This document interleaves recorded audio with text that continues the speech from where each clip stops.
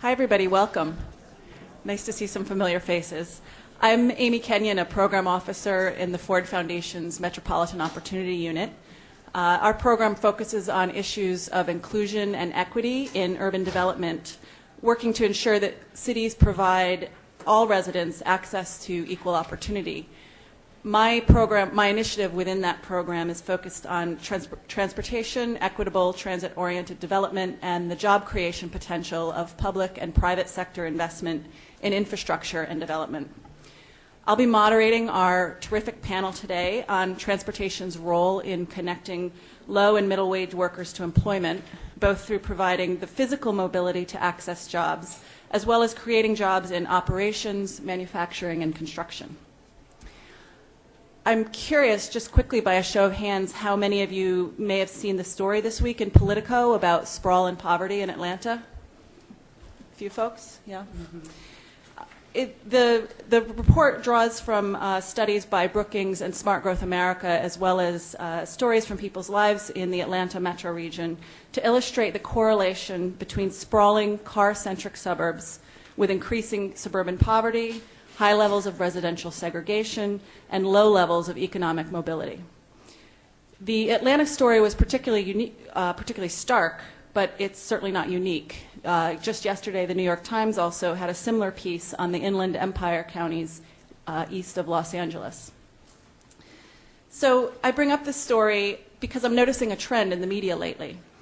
It seems that the topic of today's conversation, the role of transportation in job creation and economic development, has taken a back seat in the news media lately to the flip side of that coin, which is what happens when communities fail to invest in smart transportation and livable communities. It's really a distressing story of sprawl, economic immobility and isolation, and increasing poverty. So the good news for us is, while the media may be at this moment concentrated on the negative consequences communities face when they fail to invest in mobility as a public good, our panel has a positive message of economic opportunity generated by smart transportation investment and stories of progress in the communities that they've been working in. I don't think that the importance of this positive narrative of job growth can be overestimated, as we're seeing strained public budgets, continued underemployment, and a real lack of solutions from Washington these days. Decision makers are looking for the highest leverage solutions to prioritize limited resources. So I believe this discussion today is particularly relevant and timely. Today I've got three terrific panelists who bring both a national and local perspective. They'll share with you what they're seeing around the country, illustrating the role of transportation in creating economic opportunity and jobs that can give low-income people pathways out of poverty and expand our middle class. They'll provide updates on the leading edge of planning and investment decisions that are intentionally leveraging economic growth and job creation, reaping triple bottom line returns on public investment, far beyond the fare box. I'm especially excited that we've got an all-women panel of experts today. You do not often see that in conversations about transportation.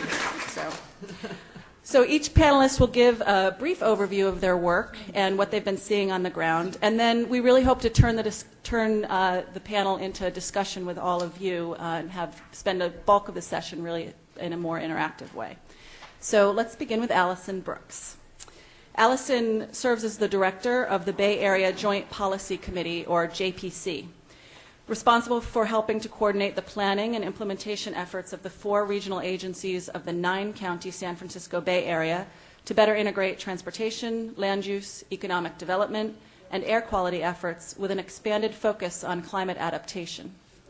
I first met Allison in her previous role as managing director and then CEO at Reconnecting America, which she recently helped merge with the Natural Resource Defense Council's Urban Solutions Program. Under Allison's leadership, Reconnecting America developed an extensive knowledge base and tool set that helped grow the field of practice of equitable transit-oriented development nationally and in cities and regions across the U.S. Allison has deep experience at the regional and national level and in the public, nonprofit, and philanthropic sectors. Today she's going to provide us with a national perspective on jobs and mobility, as well as examples from California about how public policy around climate adaptation can drive decision-making and investment, leading to greater coordination and mobility. So, thank you. I'm going to stand up just because it gets my blood flowing. Stand over here. Thank you, Amy, for that nice introduction. And I feel a little naked. I don't have slides because she said we were going to kind of have just a conversation. So, but I'll get started. And I'm coming off a cold, so hopefully I won't have a coughing fit here. Anyway, I'm going to be wearing two hats today. I'm going to be wearing this new interesting role I have. It's my first foray into government. And I have this charge of coordinating 4 regional agencies with 4 very different cultures, one focused on air quality, one on the MPO, the Metropolitan Transportation Commission, one the Association of Bay Area Governments, and the other is the Bay Conservation and Development Commission, which is responsible for regulating development along our big resource in the Bay Area, the Bay. And then the other is this hat. When for 6 years I was at Reconnecting America, and we were a manager in the Center for Trans-Oriented Development, and we worked all over the country. And I'm going to pull initially from some of the work and provide a broad overview around this role of transportation. And then I'm going to go into the state policy conversation because I think it's really important. And I've never, in my role at Reconnecting America and prior to that, I've been very focused at the metropolitan scale, and I really do think that's a critical scale to tackle many of these issues. But I'm seeing in my new, and largely at the federal level, I'm seeing in my new role, the role that state policy can really have in driving behavior at the metropolitan scale that is becoming much clearer to me, and I want to talk a little bit about that because I think it's important, and it's an important place to focus in the future. And then I'm going to talk a little bit about a HUD project that's underway in the Bay Area looking at economic mobility along the lines of what we were talking about a little earlier in the plenary. So first, I just want to say, I know this is focused on older industrial cities, and at Reconnecting America, we worked in places like Pittsburgh and Baltimore and Detroit and other places. I do think these issues and this spatial analysis applies in any market context. And you're going to have examples from Joan and Melinda, some mapping, in fact, that we did at Reconnecting America in some cases around the spatial analysis. So the spatial analysis and the tools that we're going to talk about in terms of understanding the conditions in your place apply in weak markets, strong markets. It's the strategies that might be different in each place. But this way of looking at this relationship of transportation, the overlay of transportation, and how that is connecting people, because ultimately it's not about reducing congestion, because we never really reduce congestion. That's the secret. You never really reduce congestion on the highways, but you do create connections for people and improve mobility options. And so, you know, I'm going to talk a little bit about some work that we did with the Pittsburgh Community Reinvestment Group. And in places like Pittsburgh, like Philadelphia, like Cleveland, you know, what the benefit that you start with in places like this is that you have well-established systems in many cases. You have walkable street patterns. You have those historic buildings and neighborhoods that serve as the bones for reinvestment. It's a matter of reinvesting in those nodes of activity, improving transit service, creating those civic spaces, integrating this whole challenge of integrating land use with transit, and improving. What we found in Pittsburgh when we were working there was station access became a big issue. They had these stations that were at different elevations than the street level, and there was no signage. Nobody knew how to get there, and it was very simple things like that that can actually help unearth and release the value of transit that many people may not have imagined before. So I love this reinventing older communities because I think that is largely what it's about. And there are cases where there's new investments in transit that need to be thought through to improve the network overall. And I just want to talk, and this is what Melinda and Joan are going to talk a little bit about. What we did at Reconnecting America was the mapping and the data analysis of understanding the conditions in each place. So looking at the demographic situation, looking at where people live, the types of housing in a community, where the jobs are, and making those connections. I brought one example, and there are some handouts in the back, that we did in Los Angeles, actually. And this is a little different in that Los Angeles in 2008, the voters voted for $40 billion in transportation investments across LA County that is essentially changing the fabric of Los Angeles as we know it, as the car sprawling culture. And that's going to serve as a little segue into my conversation about state policy, because I think state policy in California is, in a way, also driving these behaviors at the regional level. And, I'm not sure about the applicability of a climate framework in your state. I understand that California, and sometimes I'm often a little nervous about even bringing up California, because everybody can say, well, we can't do that in our place. But I do think, and if you're familiar with AB 32, if you've heard this landmark climate policy that we've had in California that requires us to meet 1990 levels of greenhouse gas emissions by 2020. It's a requirement.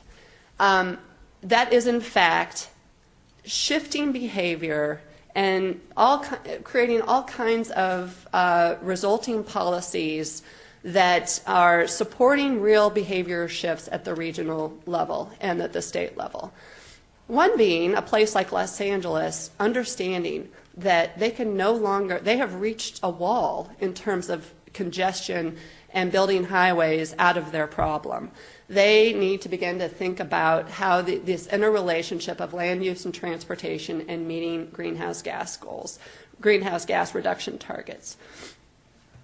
What AB 32, and you may be familiar with SB 375, and this is where my new job comes in, is that the regions are now responsible for integrating transportation, land use, and air quality every 5 years, and doing a regional plan in terms of meeting those, and demonstrating that our growth patterns and our investments in transportation are in fact going to help the state meet its goals of greenhouse gas reduction targets.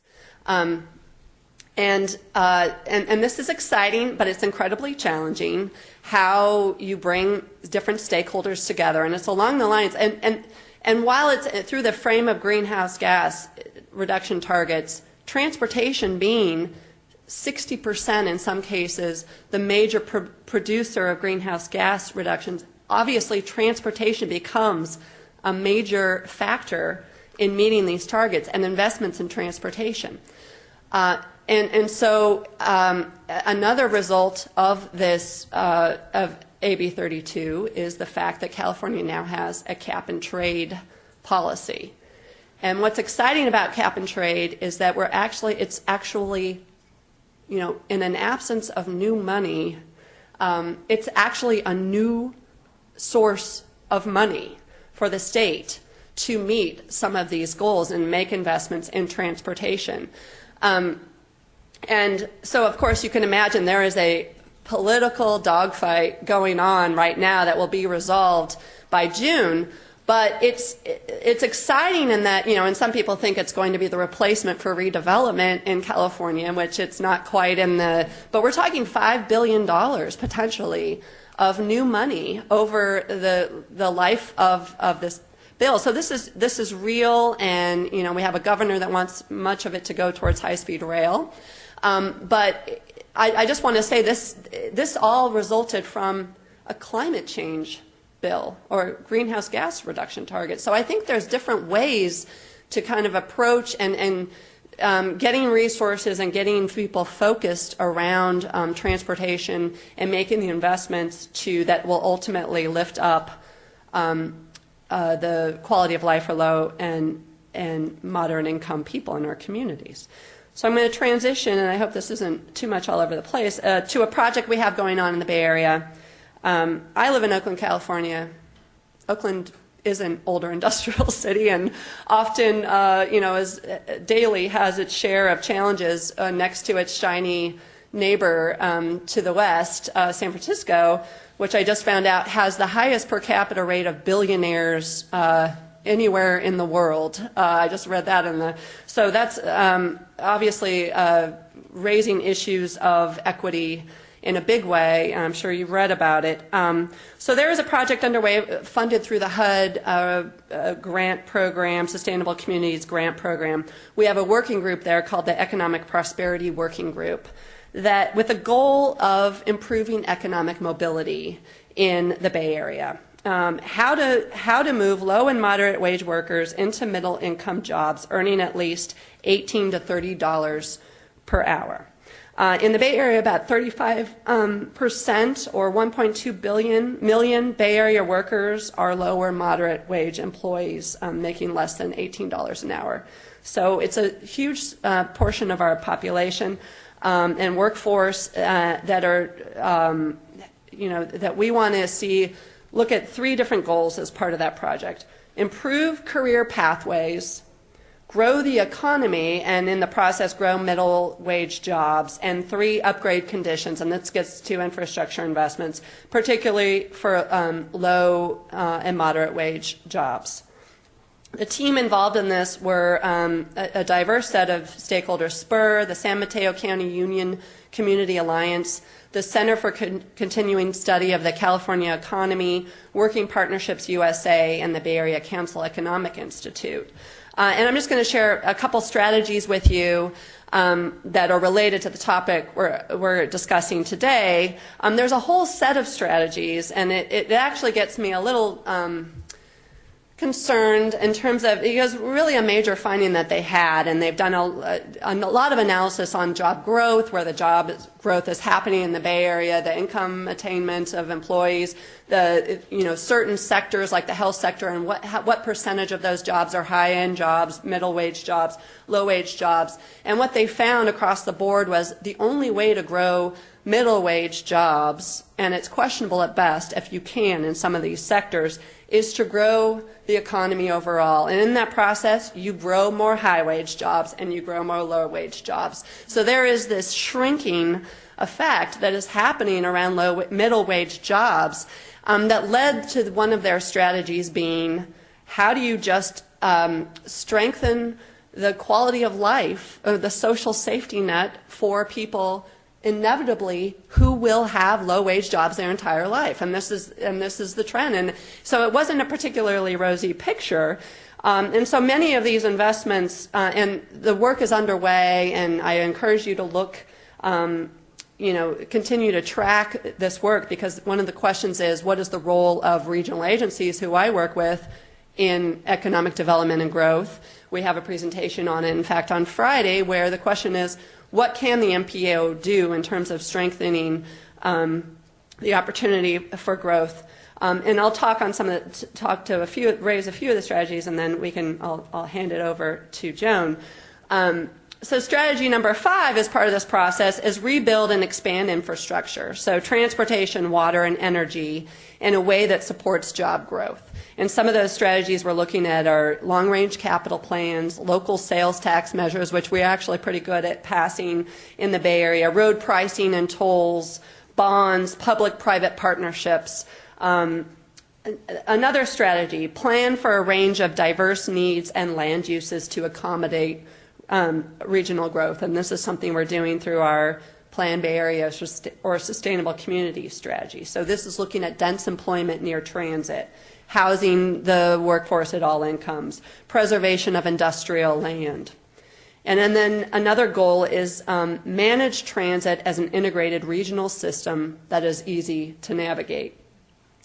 Or something like a regional fare policy. We have 27 transit providers in the Bay Area. I'm not sure in your regions how many you have, but it's incredibly complicated in terms of coordinating them. Schedule coordination. We heard a little bit, Angela mentioned schedule coordination. How simple is that? That we should expect our transit providers to coordinate schedules. So someone going from work to the community college class late at night could make those connections. It's, we would think these are easy things to accomplish, but there are bureaucracies and that do get in the way. But this is something we're working on. Last, first mile shuttles, ride sharing apps, and carpools and lower density in rural areas. So these are some of the strategies we're looking at. The one thing it does recognize, the study recognizes, and I hope we can talk a little bit about, is that I know there's been a shift to metropolitan areas as the solution or the implementers of these things because the federal scale is so dysfunctional. But without the Fed, much of this is hard to accomplish. So the role of federal and state actors and stakeholders, especially around these major infrastructure investments, cannot be underplayed. So I threw a lot of information out to you. I hope that wasn't too confusing. I'll hand it over. Thank you. Thanks, Allison. So moving from west to east, let's transition to Melinda Pollack. Melinda is Vice President for Transit-Oriented Development at Enterprise Community Partners. She's based in Enterprise's Denver office, where she's guided the creation of the Denver TOD Fund, a $15 million tool for preservation and land acquisition for affordable housing. Presently, Melinda co-chairs Mile High Connects, a collaboration of more than 20 philanthropies and nonprofits dedicated to ensuring that all people benefit from the Denver region's transportation expansion. I can say from the Ford Foundation, we are around the table of Mile High Connects, and my team is always pointing to it as one of the sort of high-performing cross-sector collaboratives around the country, and I'm sure that's in no small part due to Melinda's leadership. Melinda also leads the Enterprise's technical assistance team, supporting federal Sustainable Communities Initiative grantees, and supports her colleagues working to implement transit-oriented agendas in 6 regions across the U.S. Today, Melinda is going to share with us from her experience on jobs and transportation in Denver, as well as these other regions of the country. Great. Thanks, Amy. So I am also, I spent a little bit of my life here in Philly, so it's really fun to be back. I worked at Penn. That was going on 16 years ago, and so I mean, if you don't think this community has transformed, it may take a little longer in some of our older cities than others. But holy cow, I've been back every couple of years, but it's really remarkable how West Philadelphia especially has changed. I'm also the victim of a travel nightmare, and so I got here at about 4:30 in the morning. So just humor me, or Amy, throw something at me if I become incoherent. So as Allison was talking, I wanted just to share this statistic that I heard 2 weeks ago at the APA conference that I'm not sure how to quite fit into my comments, so I'll just open with it because I do think I've been thinking a lot about it, and I think it frames some of what I want to say, which is this data that was shared by a colleague of ours, Dina Belzer, who runs strategic economics, an urban economics group in Berkeley, and a lot of us do a lot of work with Dina, but she shared this new finding based on her work that she's been doing in New Orleans with some neighborhoods in New Orleans that are historically low income, and trying to figure out what kinds of changes and opportunities would help incomes to rise in those communities. And she found that today, I may butcher this a little bit, but I'm sure I'm pretty darn close, about 25% of people who live in New Orleans' lowest income communities qualify for 80% of the jobs. So only 25% of the workforce can qualify for the vast majority of the jobs. And if they could add 2 more years of education to the average person who lives in a very low-income neighborhood in New Orleans, they then qualify for the vast majority, about 80% of the middle skill to upper skill jobs available in their region. And like many others, they're increasingly have opportunities that are going unfilled, and especially like in Denver, where we're such a source of in-migration of talent, but we're really not doing well by our homegrown, our youth who grow up in our communities, particularly those who are low income and minority. It's something to think about. I mean, it really is a lot of the comments about education. So Enterprise Community Partners, the organization that I work for, I know many of you are familiar with. Some of you are current and former colleagues of mine, and as most of you know, we've historically really been about housing and community development, finance, and policy. So you might wonder, why am I even up here on this panel? But increasingly, not just in Denver, but nationally, we've realized to continue to finance and create affordable housing in isolation is not particularly impactful when it comes to helping families to move up and out of poverty. And so over the last couple of years, I think we began to realize for sure that transit and transit access, public transit access, was fundamental to success. And increasingly beyond that, we've been recognizing that the transit system itself connected to housing doesn't ensure success, and that we really need to focus in on connectivity. So housing, transportation, connected to what? Connected to education and to employment, either in walkable neighborhoods or through affordable and reliable transportation. So we at Enterprise are not becoming jobs or workforce development experts, but we sure are trying to become experts in aligning with those partners in our regional, in the regional places that we're working, as Allison said, at the regional scale has become particularly important to us, and then looking for the right national partners in this work as well. So I'm going to share with you some of the work that we've been doing, with great thanks to the Ford Foundation, in both Denver and Atlanta, as well as a little bit of the work that we've been doing in Los Angeles. And as Allison mentioned, none of this work has been done on our own by any stretch. I'm sharing by and large the work of Reconnecting America, which is now NRDC, and then some of our local partners. Sometimes those partners are academics, and sometimes those partners are local philanthropy. So Mile High Connects is a collaborative regional table. I forget if it was Manuel or Angela who referenced in the room just earlier that regions that have assembled these places where people can get together and talk about the kinds of challenges we were just talking about at lunch at a regional scale, and have a not just a safe place, but a place where you can move from conversation to action on these integrated issues of transportation, jobs, housing, health, and education are so key. And we've created those tables, and those tables are operating in places like the Bay Area, in Denver through Mile High Connects, in Atlanta through their regional TOD collaborative, and in the Twin Cities and a few other places as well. So this work is really the work of those groups. And we have found that having this spatial understanding, so I'm a housing developer by training. When we started saying we need maps, we need equity atlases for every region,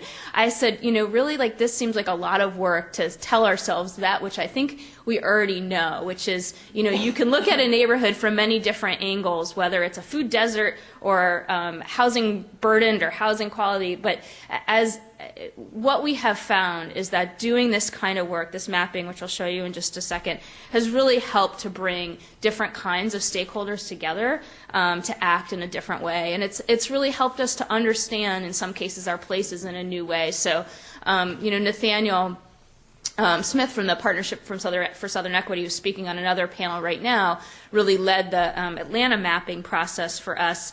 And he says, far more eloquently than I, when he shares the story of the Atlanta region, the mapping that they've done so starkly demonstrates that if you are a low-income person in Atlanta, there's a really good chance that you live south of I-20, which sort of divides the north-south of Atlanta. And there's a really, really good chance that you have to travel north of I-20 every day for your job. So 80% of people live south of I-20, 80% of people live or work north, 80% of the jobs, if you're a middle-school person, are located north of I-20. I mean, that doesn't make a heck of a lot of sense, and you have to look at that, you kind of have to see it on a map, I think, to understand it and to think about the solutions. In some of our western regions, it's a little less obvious and sometimes a little harder to discern what you see when you look at these things.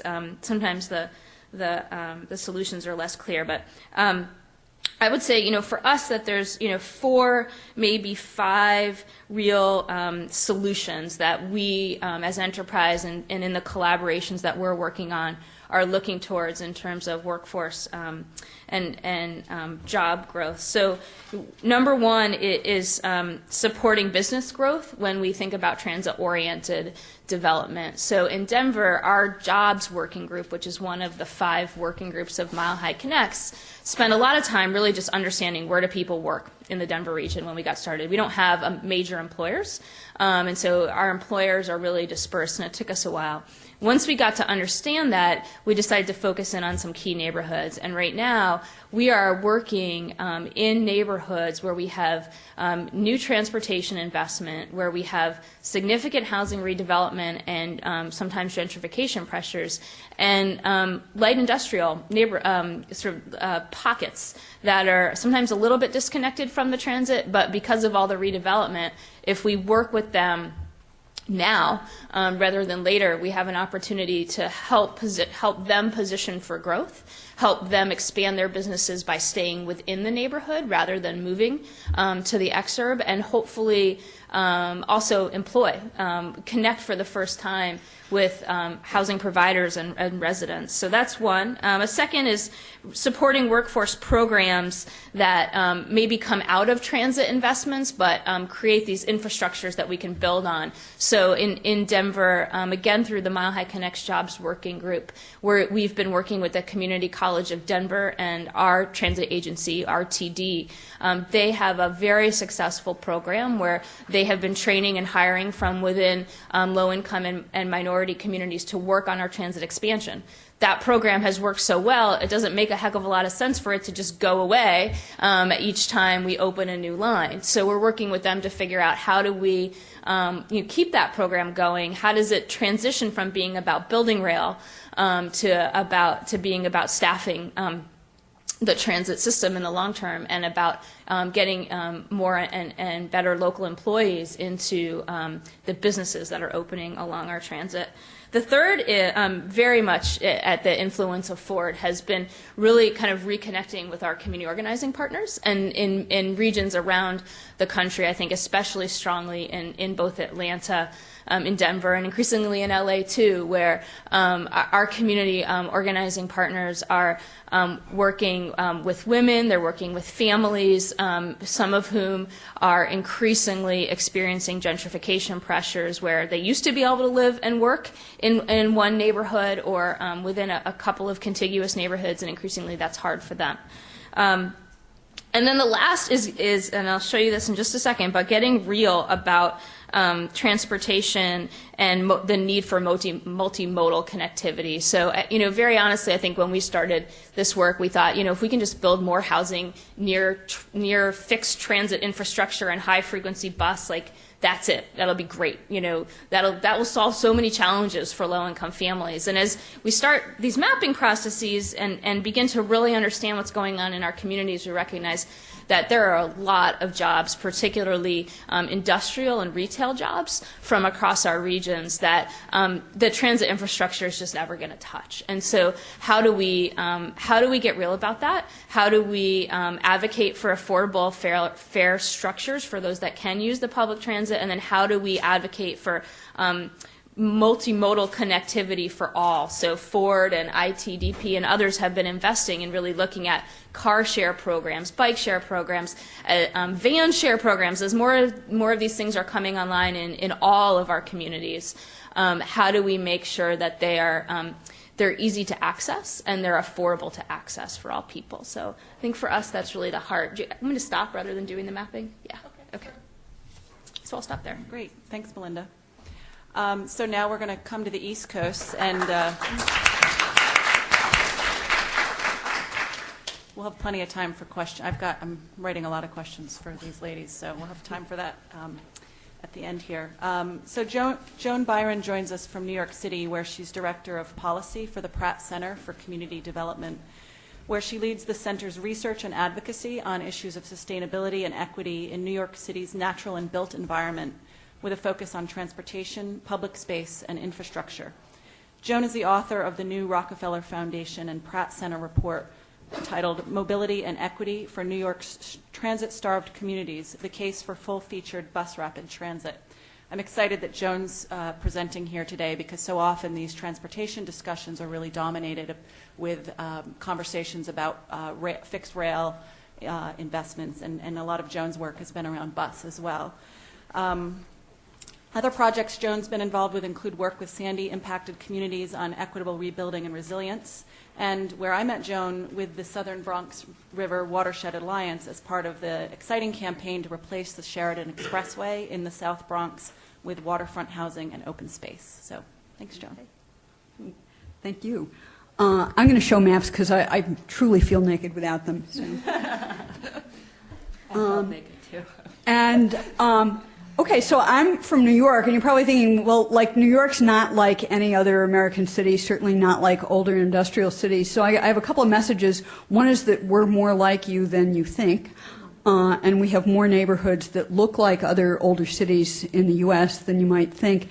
And the other is that both the data gathering and analysis and the implementation of transportation strategies that go toward equity can be cheaper than you think. So we got into the business of looking at transportation through an equity lens around 2007, and that was when like kind of the economic growth party was still going really strong in the whole country, and especially in New York.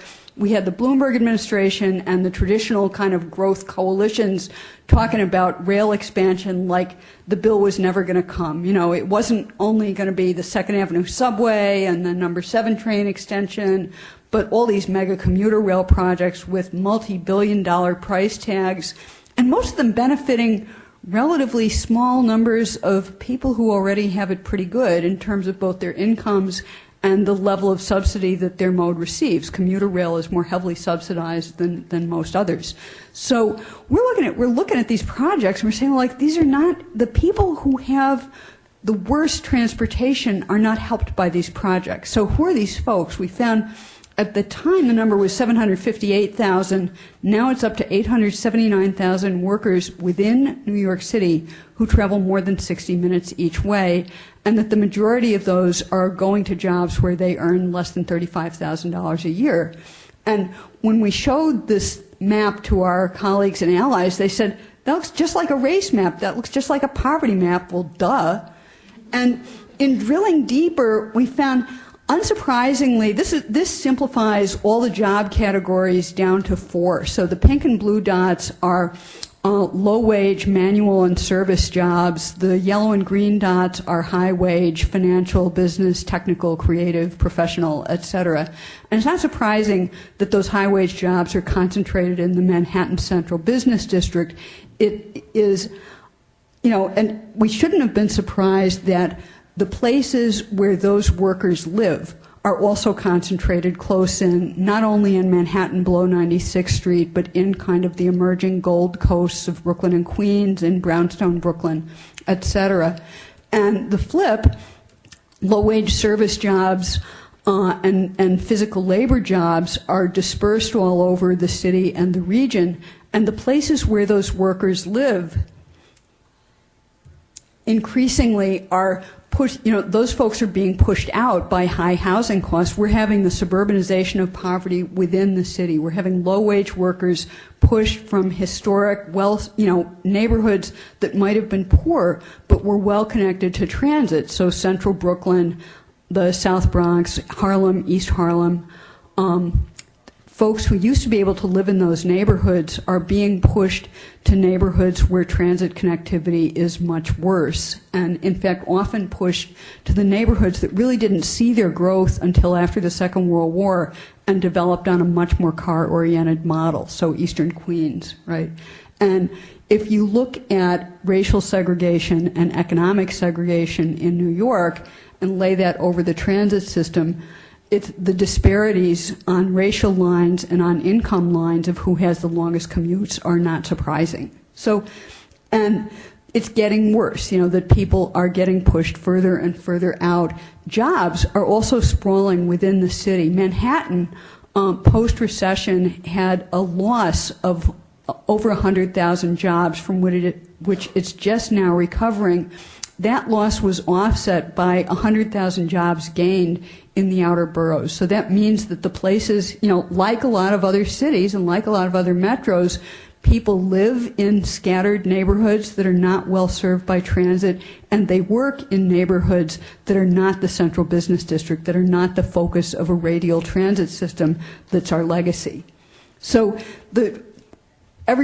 people are all around are talking about rail projects. We talked with folks in communities with whom we had relationships from other work that we've done, like the Sheridan Project and many more, and came up with a vision of a bus rapid transit network and helped to organize a coalition called Commute, Communities United for Transportation Equity, who injected that issue into what was then the congestion pricing discussion and said, what's in it for low-income neighborhoods and neighborhoods of color? You're talking about these rail projects. That's not us. This is what we want. And we didn't get congestion pricing, but we kind of did get bus rapid transit in the form of select bus service. And this is the happy news about low-cost implementation. Are people familiar with the ITDP kind of scorecard of different levels of bus rapid transit? Yes, no? Okay, so the Institute for Transportation and Development Policy, who has done tremendous work in documenting and advocating for high-quality bus rapid transit in the U.S. and globally, has a scorecard by which they differentiate between a real bus rapid transit system and a painted bus lane where you put a sticker on the front of the bus and call it BRT. And that has value, certainly in incentivizing cities and transit agencies to do more and try harder. I'm here to tell you not to get hung up about it, because in a lot of our older cities, you can't do the Transmilenio. You don't have the boulevards that cities like Bogota have that are 10 lanes wide and have huge medians, and you're covering enormous distances, and it really matters for the bus to be able to travel at 40 miles an hour. With us, it's reducing the amount of time that the bus spends not moving, and it's fitting the infrastructure of something that performs like bus rapid transit into an old, tight street grid. And our Department of Transportation, along with the Metropolitan Transit Authority, partnered, which is unusual in itself. Transportation is a women's field. It's not a coincidence, I'm sure, that we've had two rock star transportation commissioners in a row, Jeanette Sadiq Khan, who got this started, and her successor, Polly Trottenberg, both deeply committed to select bus service, which is our brand of BRT. How they make it work in New York City: we paint the lanes, we don't have physical barriers, we don't have space on the sidewalk for enclosed stations. So how we accomplish off-board fare collection, which is super, super important to speeding bus movement and making it more reliable, is proof of purchase honor system. So if you've traveled in Europe, a lot of transit systems do this. You punch your ticket, you get a little receipt on the platform, you put that receipt in your pocket, and only once in a while does an enforcement team come on board the bus and ask everybody to show their proof. So there's no profiling. Everybody is asked. And they don't always ask, but there is a high enough probability. It also isn't an interaction with the police. This is an MTA group who only does this enforcement. So you get a ticket and you have to pay, but you don't get a police record for it. So these machines fit on the sidewalk, adding to not only the reliability but the quality of the experience. Is we're starting to have real-time bus information at those stops, which just is, it adds to the dignity of the experience. It tells bus riders that we are real transit users too. We are entitled to the same quality of information and reliability and timeliness that rail riders are. So the thing about BRT/select bus service planning is it's not capital intensive, it's labor intensive. That there has to be real engagement with stakeholders, especially people who think they might have something to lose. In the case of Nostrand Avenue in Brooklyn, that was merchants who were worried about losing parking, they were worried about losing loading space on the curb. DOT worked with them block by block by block to figure out what were the important loading windows. At the merchants' behest, they did a survey of how customers actually arrived, and the merchants found, somewhat to their surprise, that people weren't actually driving from Nassau County. They were taking transit from the neighborhood and stopping by on their way from work. So the merchants were able to leverage some technical assistance, some amenities, and some help, and DOT got a better performing system because they minimized conflicts with other users, and we ended up just with so far, a great experience in the inauguration of that line, real partnerships with the Nostrand Avenue Merchants Association and the agencies.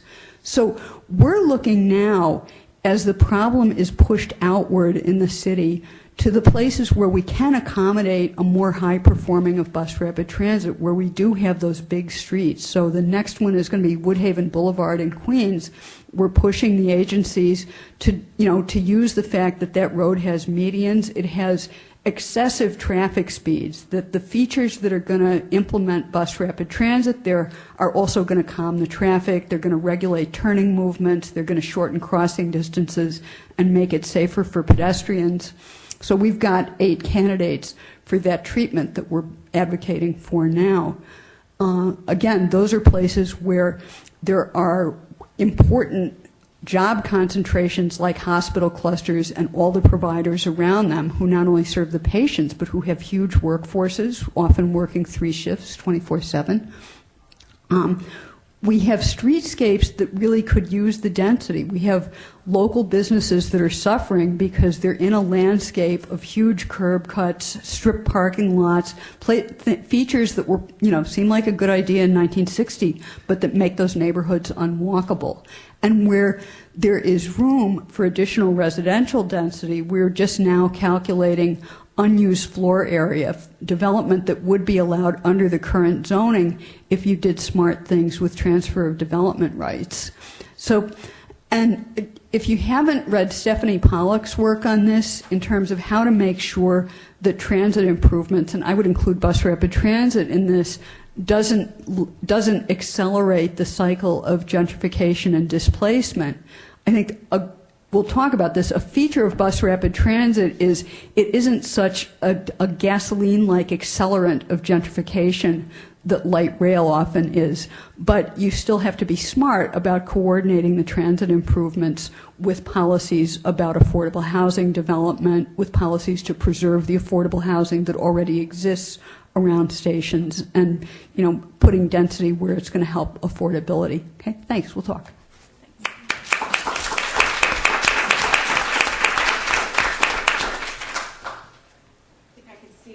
Better up here if I ask questions from here. So in a second, I'm going to turn it over to folks who want to ask questions of our panelists, and we've got a microphone in the middle there. So as they're answering a couple of my questions, if you want to make your way to the microphone, that would be great. But I'm going to take advantage of my position as moderator to ask a couple of my burning questions. And I'm going to start by actually showing you some of the maps that Melinda didn't, not to make sense of them. They're a little small up there, but just to show you some of the mapping that's been taking place in some of these regions that they've spoken about. This is Denver, Los Angeles. Atlanta, sorry, and Los Angeles. So. We've heard a theme today, I think, about the importance of bringing together diverse stakeholders to come together and solve problems jointly, and the role that mapping can play in helping to make that happen. So one of the questions I'd love to hear more about would be, first of all, what's involved in doing these kinds of maps? Are there ways that you've seen that communities, particularly, these are quite large cities, are there examples of smaller cities that maybe didn't have the same level of resources to invest? And then are there other examples of things that have brought together diverse stakeholders, maybe besides or in addition to a mapping effort like this? Sure. So we've partnered with at Reconnecting America, a lot of different partners, community-based groups, CDCs, the city, the MPO. The MPO and cities actually are really great resources for data. I'll give one example, and I didn't go into great detail. The Equity Atlas that we did in Los Angeles County was a year-long process that brought together, and in this handout, brought together over 40, 50 participants over a series of meetings to really get at what do we expect? What are the outcomes that we expect from this big transportation investment? So in LA, it's a little different in that they're making this, they're adding this overlay of fixed rail and BRT. Some of that money goes towards operations as well, which is great, to a freeway-laden region. But we really focused and spent a lot of our initial time talking about the outcomes that we expected through this investment around equity, around the access to jobs, around safety, and we had a whole component around education. And then delved in and used the mapping to kind of understand the place and understand, so get a baseline of where we were, and then use that to identify where the gaps are, where those investments need to happen to get to the outcomes that we've outlined. And we broke it up into 4 categories in LA: mobility, access, and connectivity, and a set of outcomes around that; affordable housing and neighborhood change; economic and workforce development was a whole category, and then healthy communities. And we had partners that represented stakeholders from each of those sectors that we worked with closely to conduct the mapping and identify those outcomes. So it wasn't just going to be the city has to do this or the health department has to do this, but everyone identified a set of roles and responsibilities that they could play in helping to achieve those outcomes. But the mapping and the data is a way to spur conversation and to get people really getting an understanding of their place. And I think it's really valuable. It helps inform a process and it has everyone kind of working from the same set of information as well. And so as we've been doing this work, I've found more and more often that there's a group called the National Neighborhood Indicators Partnership. So I don't know if anybody's familiar with that, but it seems like all of the foundations and universities around the country that are kind of partnering with us place by place by place on this work are participants in that partnership. And so something I've been meaning to do is sort of look into whether there's something more robust at the national scale we should be doing with that group. But for that question about sort of other places and smaller places, I would definitely take a look at that. And then I think the more of this we've done, the more places are saying, like, it's great to do this if you can. There's other ways to do it. So I don't know if anybody's here from Cleveland, but we've been working with 3 different divisions of the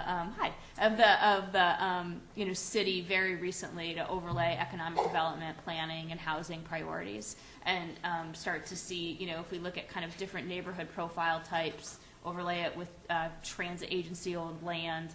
And the priorities of those 3 departments, what becomes obvious to us, right? And I think we've learned from these exercises, and how to kind of get real and practical fast. Yeah. And then one last thing I'll point to related to bringing unusual or diverse stakeholders together. I think the HUD's Sustainable Community Initiative is a planning process that's done that in, I think, 170 communities, large, urban to rural around the country, and has definitely resulted in groups of people getting together around the table to plan in new ways together, and hoping to sort of continue to see some of the benefits of that.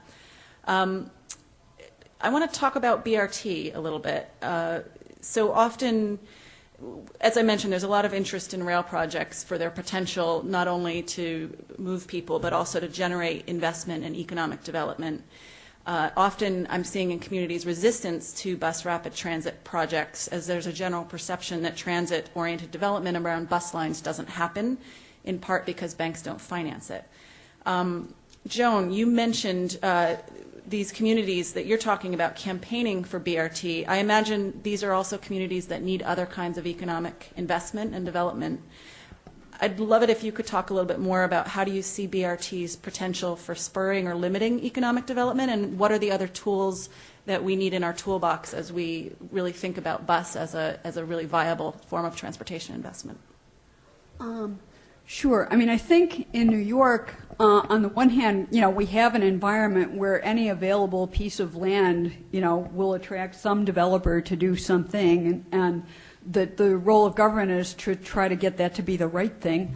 And when we were preparing for this, I said the fact that on itself BRT doesn't trigger, just private investment coming in to revitalize communities is not a bug, it's a feature. That it means, that government has to have a strong role in planning what kind of development should happen, often in directing subsidy in a very strategic way to make sure that the kinds of affordable housing preservation and development happen in tandem with those transit improvements, and also that both the incentives and the subsidies are there for the kinds of commercial development that will complement station area planning around BRT stations and make it work. I mean, I think in New York, our problem is that we have more lucrative uses competing for capital. It isn't that a transit-oriented development project along a BRT line wouldn't pencil,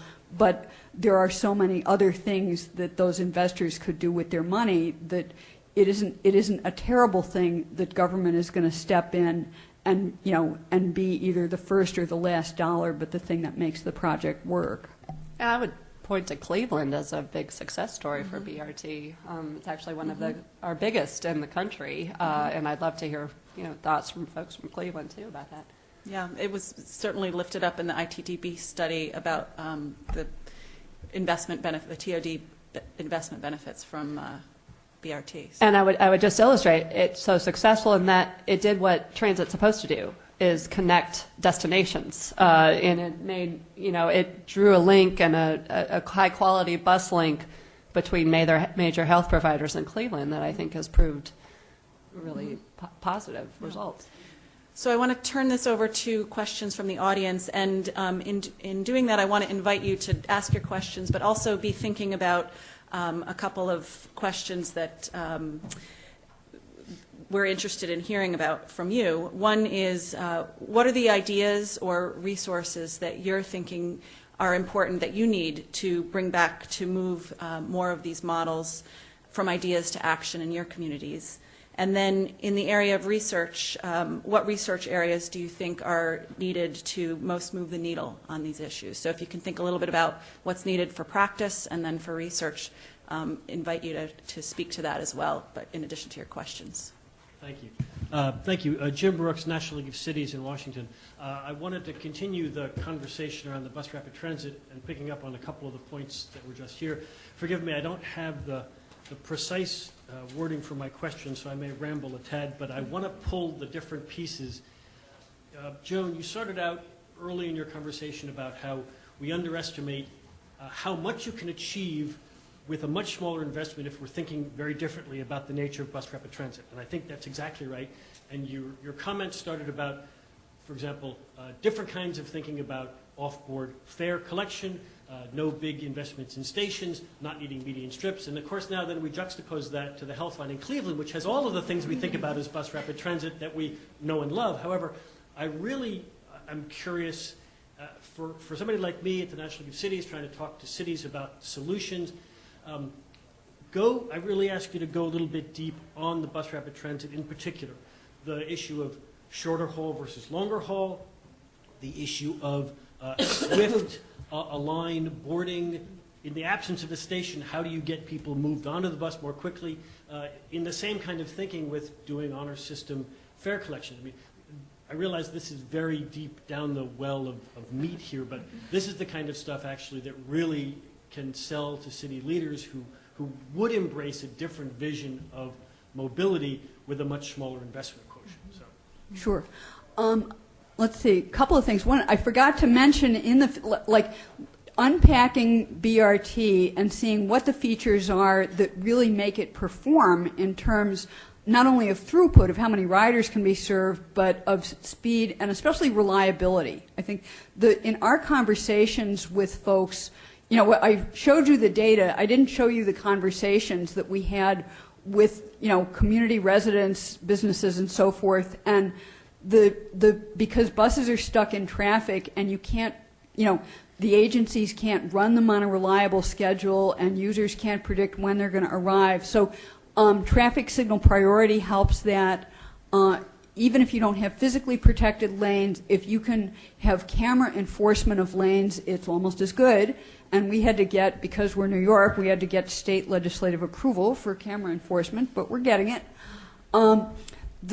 Offsetting, instead of running the lanes next to the curb, where obviously you're taking out parking and creating a lot of hurt and tears, offsetting the lanes from the curb, which as they do right outside this building, so that you keep most of the parking, you bulb the curb out where the bus stop is. That makes a more comfortable waiting environment. You can have a little bit of comfort, if not an enclosed station. You can have something nicer than a bus shelter, and it gives you enough sidewalk width that you can at least kind of feather up, if not quite level to the bus floor, within an inch or so, which helps a lot. So it's unpacking all those little features and increments and bundling them together in a way that makes sense. Want to come up to the microphone? Yeah, Go ahead. am I recording, or can you hear No, me? I can. Go ahead. This is really interesting. I am from Cleveland, and the health line has been extraordinary. The challenge we face is that it's connecting a really important job center, but it is a bit of an island of an opportunity. So since the Great Recession, we've lost 9% of our employment in Cleveland, while the suburbs have gained 6. So I'm very interested in this challenge you face in New York with the dispersion of jobs. And as you went through your BRT system, how much do you think you reached in terms of helping people get to those jobs? Because it puts the question to us is the degree to which we ought to be thinking about BRT systems that cross multiple counties and get out to suburbia and so forth, or whether we need to think about some of the grassroots suggestions that you had about van sharing and things of that sort, kind of what's doable.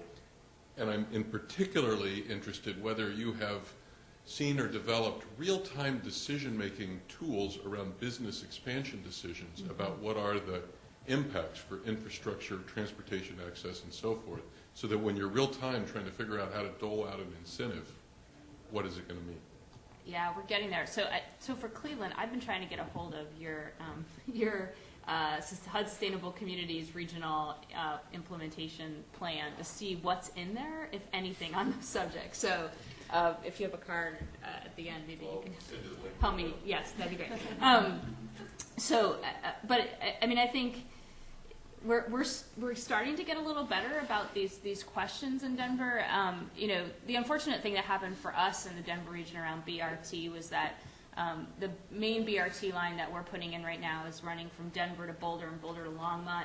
And initially, when we voted to tax ourselves to build out our transit system, that was envisioned as a rail line.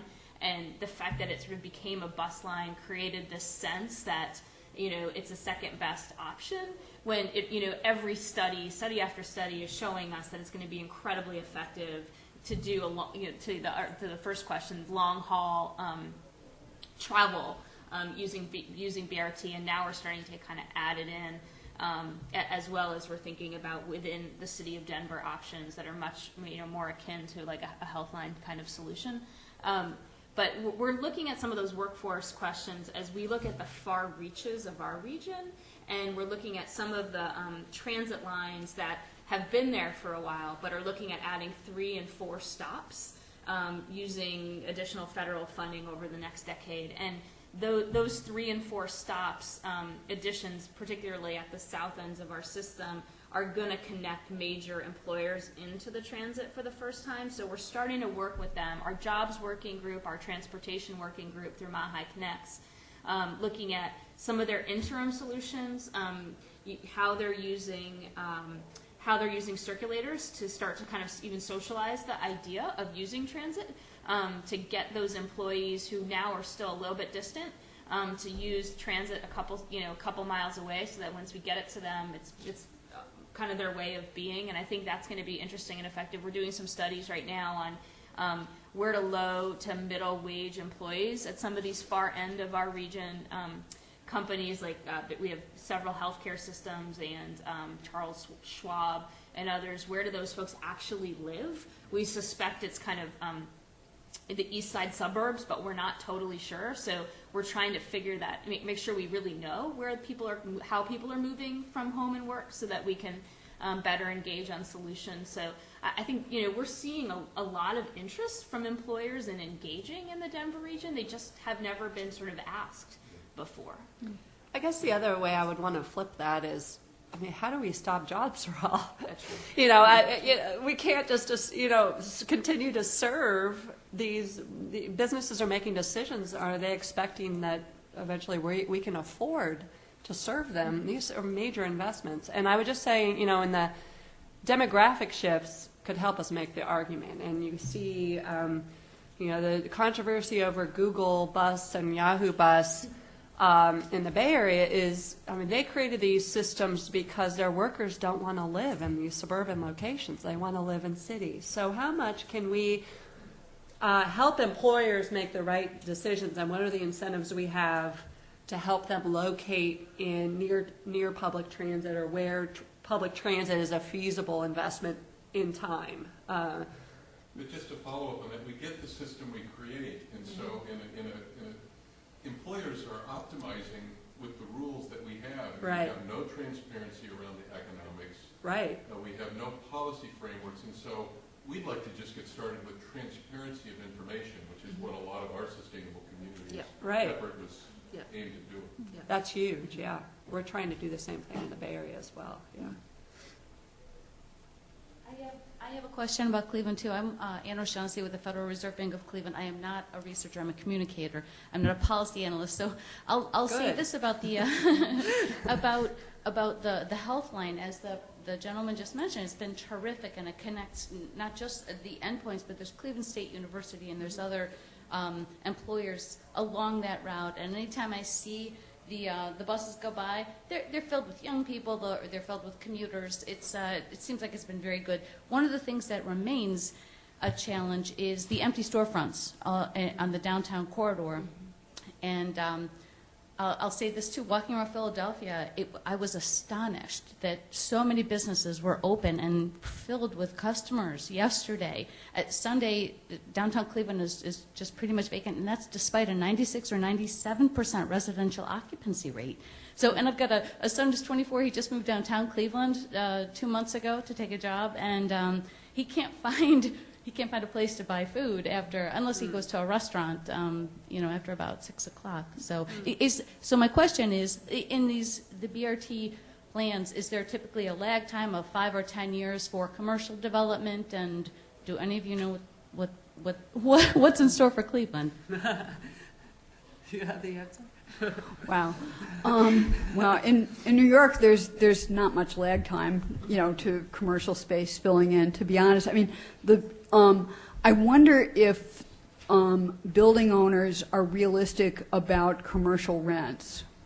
Because where we do see areas that are populous and that have a 24-hour population with vacant storefronts, it's often because building owners have a crazy idea what that space is worth. There's some very freakish economics in the retail real estate market where the developer may have gotten financing based on an inflated projection of what they're going to get, and their lender won't let them step down from those projections. So I think some detective work needs to be done, some interventions may be needed, because it's crazy that the market is there and wants to buy groceries and can't. Mm-hmm. And I think, so I was just there a month ago, and I could swear that I was told that, there's so many cranes and so many major rehab projects going on right downtown, that I was told that you do have a grocery store. We do. Going in. It's a high-end gourmet grocery store, so that's great for people like myself,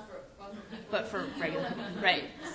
But I think a lot of what we found in our work, which is now getting to be a couple years dated, was that we did a survey of Atlanta, the Twin Cities, Denver, and the Bay Area a couple of years ago with the Low Income Investment Fund, and we found that a lot of the challenge was really in the zoning code. And just that a lot of places that were trying to encourage transit-oriented development, bus and rail, had put just sort of too many strange provisions into their code around creating these mixed-use buildings that were they were challenging the residential, which we knew, the economics of residential, but we didn't sort of realize till we got into it how much they were challenging the ability of commercial businesses to be able to go in or improve, their old facilities along these new corridors. So I don't know enough about your code, but I would look at that. Yeah, and I'd also say a lot of the national chains have a very formulaic notion of what kind of footprint they need, and they won't come if there's not parking, and so on. And sometimes, you need to hit them upside the head a little bit and say, like, dude, it's transit oriented. You really you don't need the parking, okay? So, or they have a physical footprint from which they will not deviate, and that doesn't work as the ground floor of older buildings. So some work needs to be done with the retailers. They're financing these projects. Right. Like I work in Baltimore around Penn Station, which is could be, we're getting there, a major transit hub in Baltimore and DC region. And we have, we're in the arts district, we have amazing momentum, the proximity to the Johns Hopkins Home campus, and a major cultural, historic, really active area, kind of filling this gap. And the potential momentum is there, but the financing is just so difficult to prove to these bankers. Luckily we have like the TRF and other, CFI partners in the mix. Otherwise, these would not be able to happen because of the parking constraints. And Baltimore City is now transforming their zoning code, luckily, and hopefully that'll address a lot of concerns. But it's a big challenge. So the bankers are the problem. You got to do something about that. This is always Damn the thing. all right, I'll talk to you. So, my name's Marilyn Brown. I used to be in Cleveland. I'm now in Columbus, Ohio. And one of you asked what you do about finding out where your employees are from. I used to work at our regional planning agency and now sit on the board of Mid-Ohio Regional Planning Agency. We surveyed all the major employers in town when I was working there to find out, because I ran the rideshare program for 8 years, and found out that Nationwide, whose corporate headquarters was in downtown, had the majority of their employees that were living in sprawl areas in the suburban communities. We were able to get van pools and carpools going to pick up people, but it's an ongoing process, and now Nationwide corporate headquarters has moved a lot of their employees back downtown instead of up in the sprawl area of Dublin, Ohio. It's the ongoing surveying to find out, and the communication with those employers is what we found, and I'm still looking now as a Franklin County Commissioner and on the board of that organization. We just got CODA, our transit agency, got its first BRT line going just this year. And it's an experimental pilot project. They say it's to get people to jobs, but I'm not sure that they did the work that they needed to do to survey to get people who were in the job centers, to get people living and needing the jobs to the job centers. I'm not sure they did that when they put the BRT line in, and that's exactly what you need to do. And it's the mapping and surveying that you're all doing, and I thank you for doing it because it's so critically important. And I think, so metropolitan planning organizations, I think in everywhere we work, I mean, Allison semi-represents, partially represents hers now, are critical partners. And one thing I didn't bring, just because my computer kept freezing when I was trying to do it, was the second generation of what we've done in Denver is actually in partnership with the Denver Regional Council of Governments, which is our MPO, and it is an interactive. I encourage you to Google Mile High Connects Denver Regional Equity Atlas and just go on and play with it. It is fabulous. It is hosted by our MPO.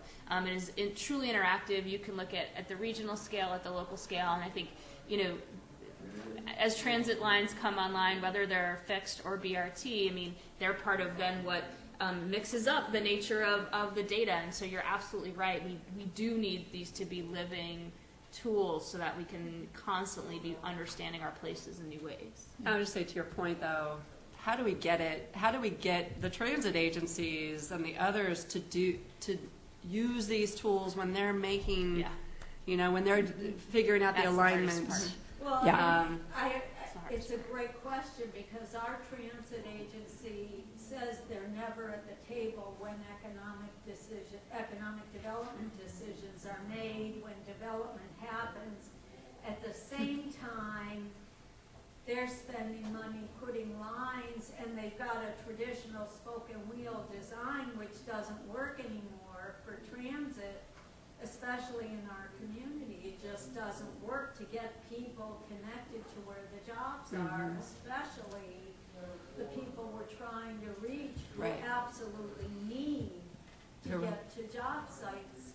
So the regional planning agency is using the van pool program, the carpool program. We now have a car sharing program and a bike sharing program in Columbus.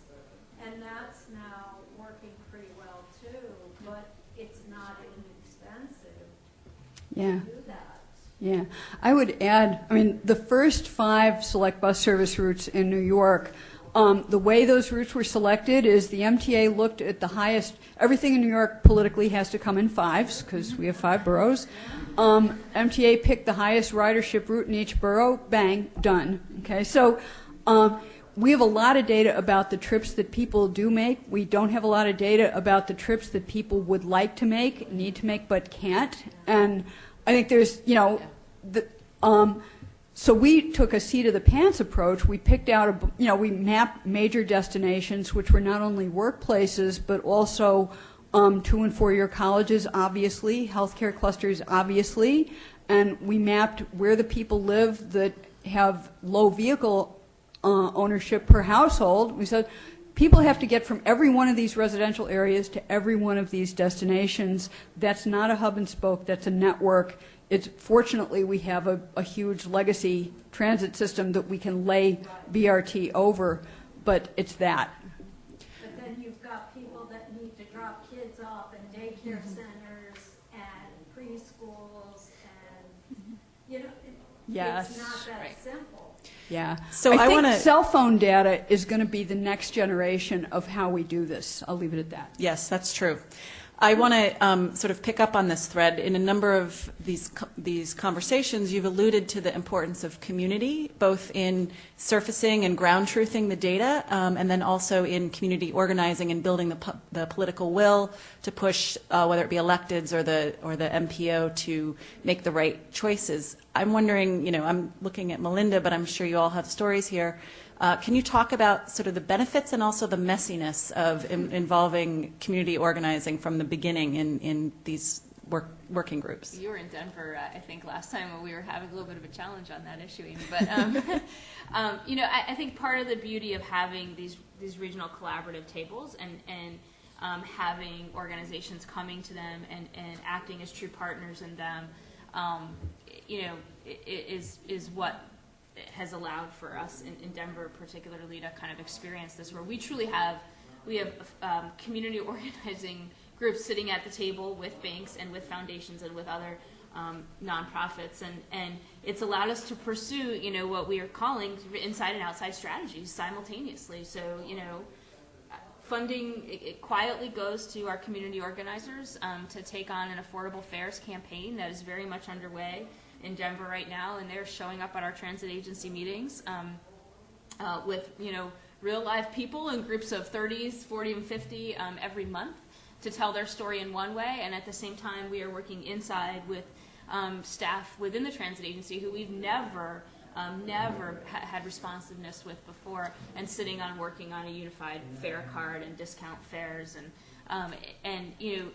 it's been just for so many people an incredible personal experience. And I think to this question of sort of how do we get the banks to act differently, right? I don't know like the big systems answer to that, but I know that my colleagues from Wells Fargo in Denver are baby boomers with kids in their 20s, and they became part of this movement personally when they sent their kids into the transit agency saying, you know, I make $11 an hour, I can't afford a monthly pass. What can I do? And so I think we just have to kind of keep at it in those kinds of ways. Mm-hmm. Yeah, I just can never overestimate enough. Is that the right word? But the value of community groups. Even you may have the most enlightened public sector entities, but they're only going to go so far as they're being pushed, and the political cover that's allowing them to take bold steps or do the right thing. So, you know, this is where philanthropy is such a critical partner, and in communities that don't have a rich philanthropic base, finding other ways or to mobilize people to push and advocate for these different strategies is so fundamental. I'll just say that there's even a sort of precursor to that, which is working with the communities I know that was a lesson in Denver, is the communities have to be at the table sort of saying what they need up front, as opposed to expecting that they're going to mobilize around this policy proposal that the policy advocates and the transportation advocates put together. So, question?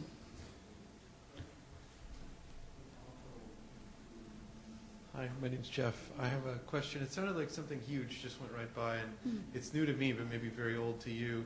The idea that you mentioned, Joan, of cell phone data, of taking anonymous, massive amounts of data that we can aggregate. And I wonder if maybe all of you could tell us what you see in this area of how there's, it sounds like there's a group lamentation about information that's not available, and how that's changing right now with new sources of data that maybe didn't exist a year or two ago. Only that I hope that we'll continue to have new sources of data that didn't exist a year ago. But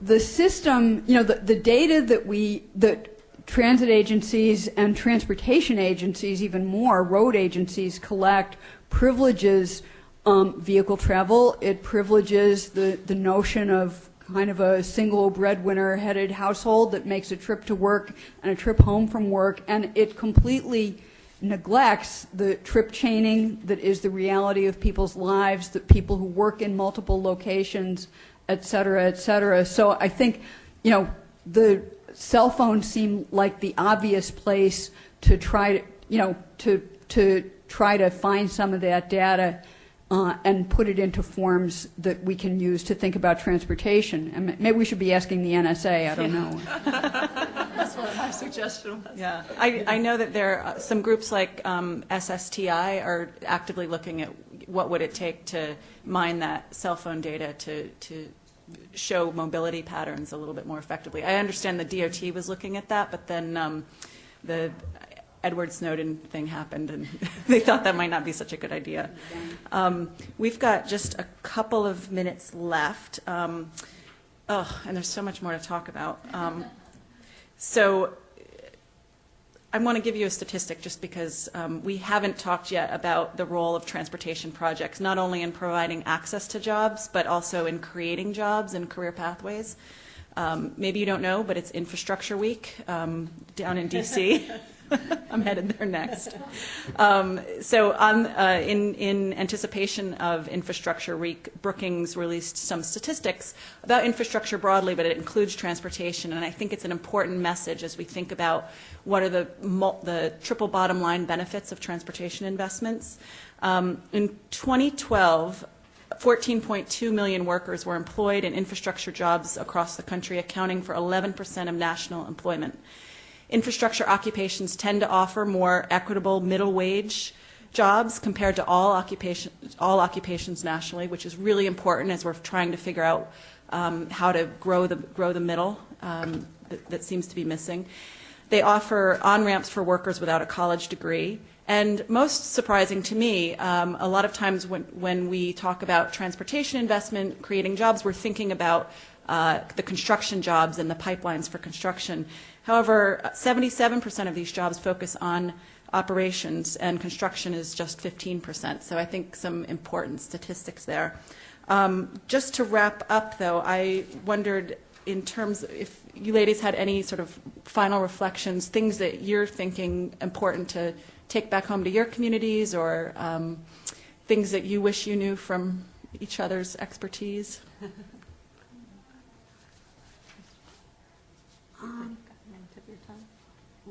Maybe not on the tip. I mean, I think all of the ways to engage the people that are suffering the problem in defining that problem and pointing to the solutions. That it's only lately that transportation has even surfaced as a social justice issue, and our role has been more to kind of introduce information to folks who are traditional social justice and environmental justice players and say, does this interest you? Does the experience you're living jive with what the data is telling us? And are there ways we can work together? So I think I hope that we'll be able to do more and more and more of that. And every time we throw up a map, that it's the beginning of a conversation. It's not the end of a conversation. Mm-hmm. Yeah. So I'll wrap us up with just some of the themes that I think I heard in terms of takeaways and what seems to be resonating sort of throughout the country. One is this continued story about bringing together diverse stakeholders and the importance of including community and community organizing in that effort from the beginning. This has been alluded to, though we haven't spoken to it directly, but really the importance of the region and including the suburbs. I was really fascinated with the statement that New York City's outer boroughs are basically suburbs. I think that's true. On the technical note, there's been a lot about BRT adaptation to older, smaller industrial cities that I think there's a lot of more that we could mine there, and the need for better data to help make the case for these types of investments. And then finally, just I think a theme for the whole conference, but certainly in transportation, is the linkages between economic growth and inclusion, pointing to Manuel Pastor's work that shows that more inclusive regions tend to have more sustained economic growth. And you can certainly tie that to, when you think about mobility and investment patterns, I think transportation would come up to be part of that mix. So thank you very much for your time, everybody.